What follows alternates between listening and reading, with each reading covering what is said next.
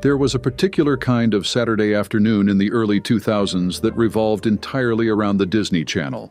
Eduardo, you chooses, Eduardo, you chooses, Eduardo, you chooses!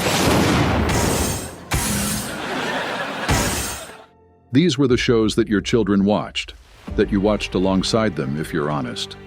And the young faces on the screen were so familiar that they felt almost like part of the household.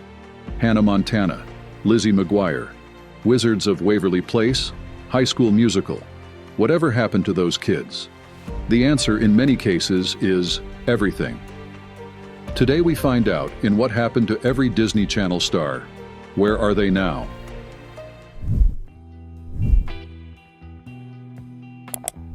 I just want to come right out and say it. I'm Hannah Montana. Huh? She was 13 years old when Hannah Montana premiered in 2006, playing a girl who led a secret double life as a pop star while trying to be a normal teenager in Malibu. The premise was simple, but the performance was not. Miley Cyrus brought an energy and a comic timing that held the show together for 4 seasons and made her one of the most recognizable young faces in the world. The Hannah Montana brand became merchandise, concert tours, a movie. Billy Ray Cyrus's daughter was now undeniably bigger than her father. What followed was one of the most thoroughly documented public transformations in modern pop culture. The Hannah wig came off, slowly and then all at once. She reinvented herself with bangers in 2013, shaved her head, made choices that generated enormous coverage, and forced the world to deal with the fact that she was no longer the character. Not everyone adjusted easily. She kept going. Plastic Hearts in 2020 revealed a rock vocalist that nobody had quite expected. And then, in 2024, Flowers won the Grammy for Record of the Year, a song she wrote in one sitting about moving on, and which became one of the most streamed songs in history. Her 9th album, Something Beautiful, arrived in May 2025. She told the New York Times that year that she felt her attachment to mainstream success was winding down. Not an exit, but a shift. I kind of feel like this album is potentially the last time I'll do it exactly this way, she said. 3 Grammys, 9 albums, a Hannah Montana 20th anniversary special on Disney Plus in 2026. She remains, 20 years later, entirely impossible to ignore.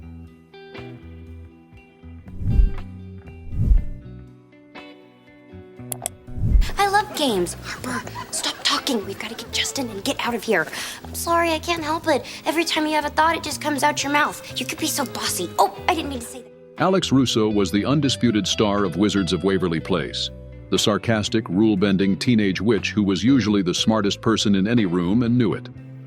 Selena Gomez played her from 2007 to 2012 with the kind of sharp comic timing that looks effortless and isn't. The show made her a Disney centerpiece alongside Miley Cyrus and Demi Lovato, a generation of young women who would grow up to reshape pop culture in ways that nobody at the network fully anticipated. What Gomez did with that platform is genuinely remarkable. She built a music career, a cosmetics empire.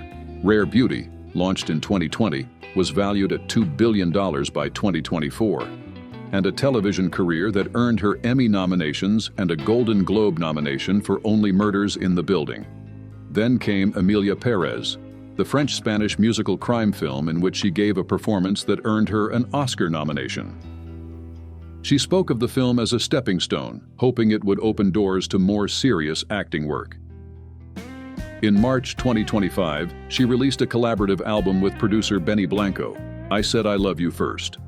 In September of that year, she married him in Santa Barbara, California, with Only Murders co-star Martin Short nearly ruining the wedding cake. She also returned to Waverly Place. She guest-starred in Wizards Beyond Waverly Place, the 2024 sequel series, reprising Alex Russo, and served as executive producer. In 2026, she appeared in the Hannah Montana 20th anniversary special on Disney Plus. The girl who once played a teenage witch is now one of the most influential women in American entertainment, and she did it across 3 different fields simultaneously.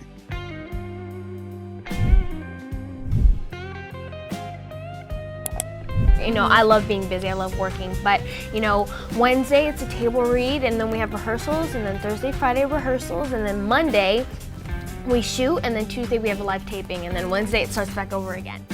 She was 16 when Shake It Up premiered in 2010, playing a dancer named Rocky Blue.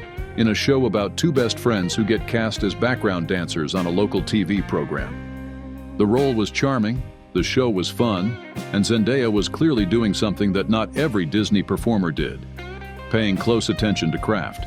She later starred in KC Undercover from 2015 to 2018. Then she stopped being a Disney actor and became something else. Euphoria, the HBO drama in which she plays Rue Bennett, an 18-year-old recovering from addiction, announced to anyone still expecting Shake It Up that those expectations needed revising. She won the Emmy for Outstanding Lead Actress in a Drama Series in 2022, becoming the youngest person ever to win in that category, and won again in 2024. She was Mary Jane Watson in the Marvel Spider-Man films opposite Tom Holland, who became her husband. She starred in Dune Part 1 and Dune Part 2 as Chani. She played a professional tennis player in Challengers, delivering a performance widely considered one of the best of 2024. A third season of Euphoria arrives in 2026. Dune Part 3 is in development. Spider-Man Brand New Day is in production. The Odyssey and the drama are both upcoming. There is an argument to be made that Zendaya is currently the most consequential actress of her generation, someone who chose every project with obvious care and has not yet made a wrong step. She was Rocky Blue. Now she is this. It is one of the great reinventions in modern Hollywood.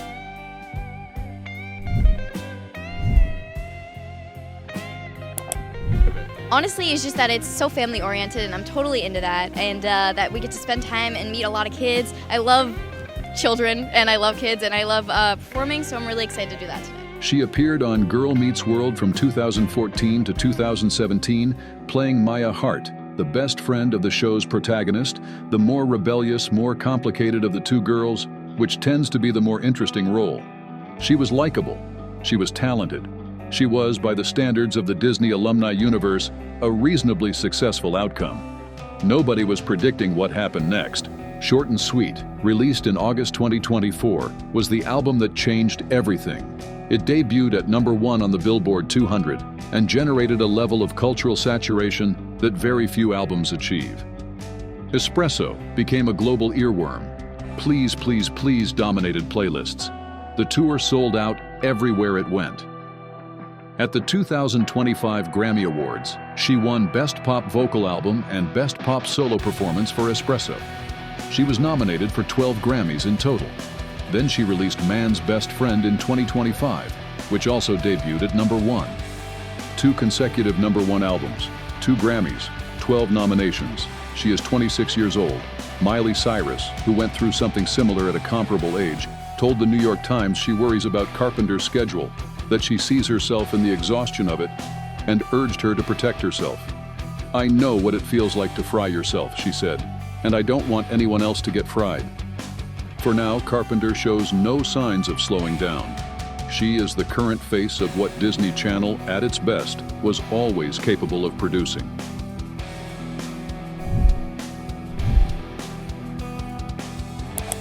When I went back to school, and by the time I was old enough to work on Barney, it wasn't cool anymore to watch it. Wow. So that's why I think I got teased for it at school. She and Selena Gomez had known each other since childhood, having both appeared on Barney and Friends before either of them was famous. By 2008, they were the twin pillars of a Disney era that also included Miley Cyrus and the Jonas Brothers, with Lovato starring in Sunny with a Chance, and most memorably, the Camp Rock films, alongside the Jonas Brothers. Camp Rock was watched by enormous audiences and introduced her voice to the world at scale, a voice of an unusual power for someone so young. The years that followed were honest and difficult, and public in ways that she chose to make public. She withdrew from a Jonas Brothers tour in 2010 to enter treatment. She documented her experiences with mental health, addiction, eating disorders, and near-death with a candor that was sometimes uncomfortable and consistently brave. She released 9 studio albums. She shifted between musical identities, always keeping the voice at the center. She appeared on The X Factor as a judge, on Glee, on Will and Grace. In the 2024 documentary Child Star, she examined what the industry does to young people who enter it.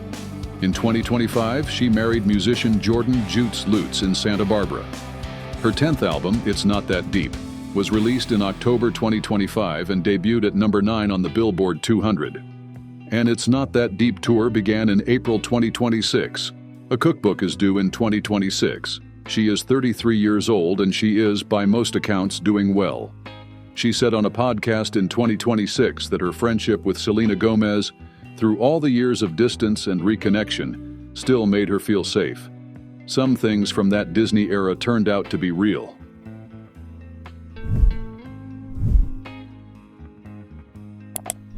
I really just am, in a sense, just always going to be in permanent awe of her. I don't know, I've got a deep trust and like respect for her that I think.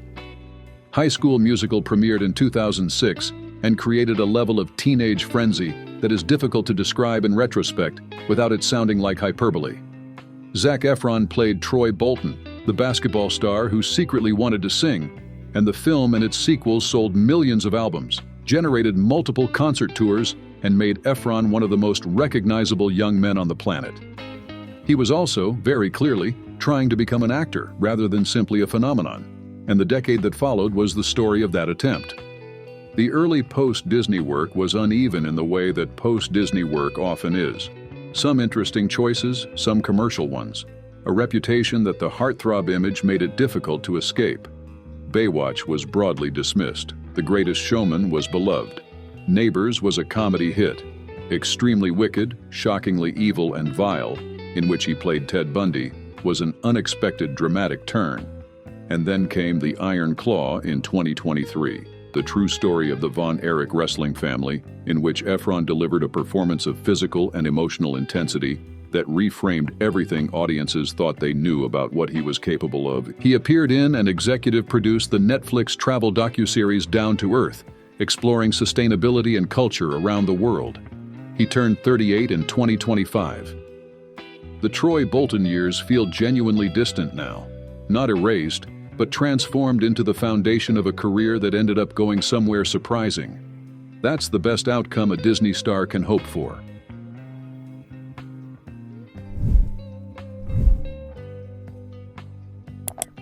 They arrived on Disney's radar in 2007 via Camp Rock, the summer movie in which they played a band, and Demi Lovato played an aspiring singer who falls for Joe Jonas.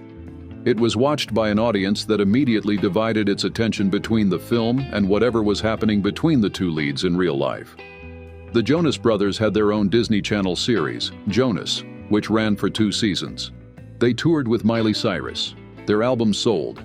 They were, for a moment, the biggest boy band in the world. And then, in 2013, they announced they were breaking up.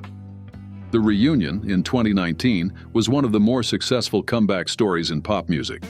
Sucker debuted at number 1 on the Billboard Hot 100, their first number 1 single, and the subsequent tour sold out.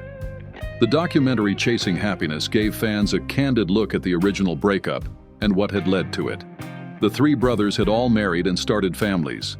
Nick Jonas to actress Priyanka Chopra in December 2018, Kevin Jonas to Danielle, his wife of many years, and Joe Jonas, whose marriage to actress Sophie Turner ended in 2024, and whose subsequent relationship with Stormy Bree generated significant attention. Greetings from Your Hometown, a new album, arrived in August 2025. Nick Jonas currently stars on Broadway. The brothers remain an active, functioning unit, something that seemed improbable in 2013 and is now simply the reality. They are in their 30s. The Camp Rock era was 20 years ago. Somehow the songs still hold up.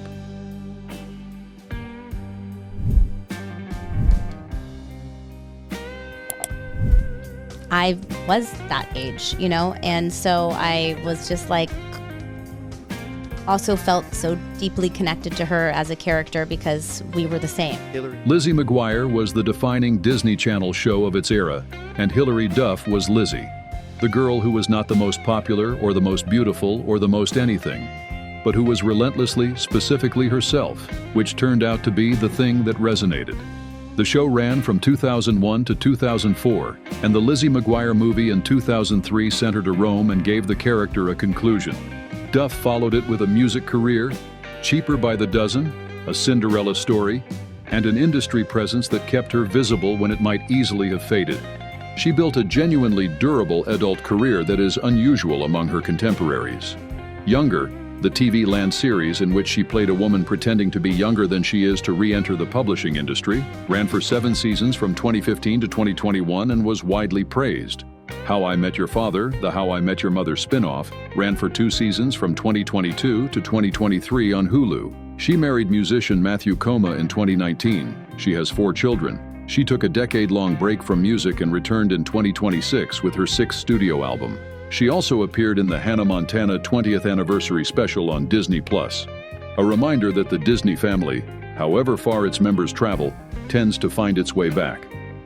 Hilary Duff is 40 years old, still working, still a recognizable name, and still someone who, when asked about Lizzie McGuire, speaks about the character with warmth rather than the ambivalence that child fame sometimes produces. That is rarer than it sounds.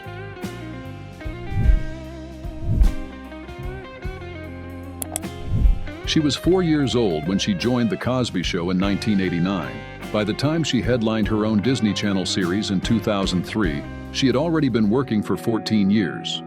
That's So Raven ran for 4 seasons and made her the first black woman to lead her own Disney Channel series. A fact that matters more than it might appear, given what the channel would go on to become as a launching pad for black performers.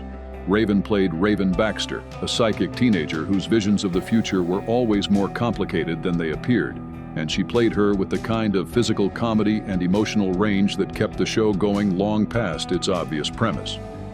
She joined The View as a co-host in 2015, a tenure that generated considerable coverage for its candor and occasional controversy.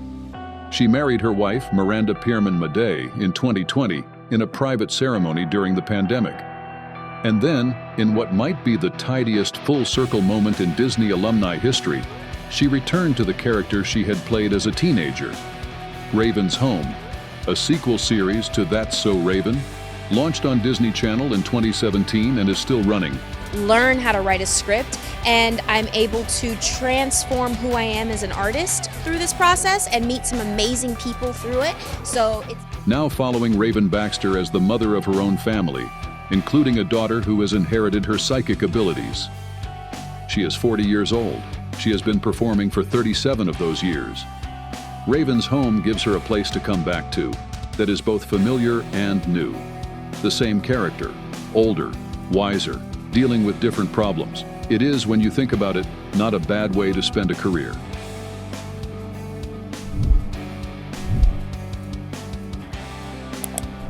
He was the one people pointed to as proof that Disney Channel could produce a genuine actor. That policeman in Terminator 2, you know who I'm talking about? I swear, he goes liquid. He can fit through cracks in windows, under doors, through little keyholes. Even Stevens, which ran from 2000 to 2003, gave Shia LaBeouf a showcase for a comedic talent that was sharper and stranger than the network usually produced. A kid who was clearly doing something more specific than performing for the camera. He won a Daytime Emmy for the role in 2003. The trajectory that followed was, for a time, exactly what success looks like. Holes, the Transformers franchise, Indiana Jones, and the Kingdom of the Crystal Skull, Disturbia. He was, briefly, one of the most commercially reliable young actors in Hollywood. What followed was a long and very public unraveling, erratic behavior, legal troubles, accusations of plagiarism, a period of performance art that blurred the line between art and crisis, and eventually, in 2020, a lawsuit filed by former partner FKA Twigs alleging abuse, which he has publicly addressed with what he has described as a process of genuine accountability. He converted to Catholicism, moved away from Hollywood, and largely withdrew from public life. In recent years, LaBeouf has spoken about his faith as a stabilizing force and has taken on small, careful acting work.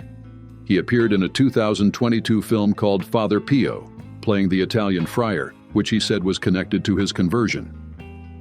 The Even Stevens kid is now 39 years old, living a life that looks very little like the one anyone predicted, and in a period of attempting to make sense of what happened.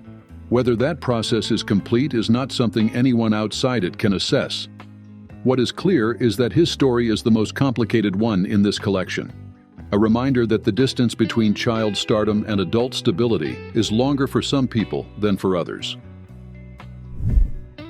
10 people, one network, one era, and yet the outcomes couldn't be more different. Some of them, Zendaya, Selena Gomez, Sabrina Carpenter, are among the defining names in entertainment right now. Some found a steadier, quieter rhythm, a long-running sequel series, a sustainable TV career, a business built on the side. Some had very public struggles and found their way through them, or are still finding it. What the Disney Channel gave all of them was an audience at a formative age, the kind of visibility that most people spend careers trying to achieve. What they did with it was entirely their own. And what's striking, looking at it from a distance, is how many of them figured it out. Which of these stories surprised you the most? Tell us in the comments. And if you'd like to keep checking in on the people who shaped the pop culture we grew up with, subscribing is the best way to make sure you're here for what comes next.